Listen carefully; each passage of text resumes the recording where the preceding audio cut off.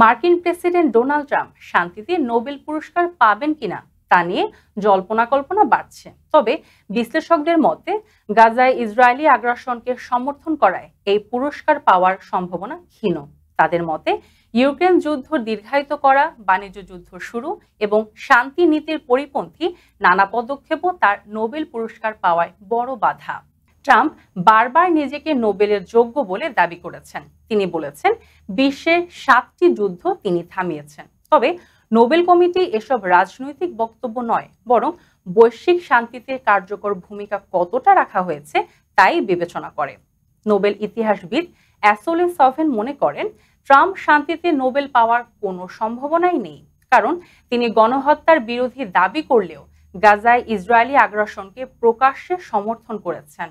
তাছাড়া ভ্লাদিমির পুতিনকে সমর্থন ও ইউক্রেন যুদ্ধকে দীর্ঘায়িত করাও তার বিপক্ষে কাজ করছে। বিশেষজ্ঞরা সতর্ক করেছেন ট্রাম্প নোবেল পেলে কমিটির সুনাম ক্ষুণ্ণ হতে পারে। তার নানা পদক্ষেপ শান্তির মূল আদর্শের সঙ্গে সাংঘর্ষিক বলেই তারা মনে করছেন।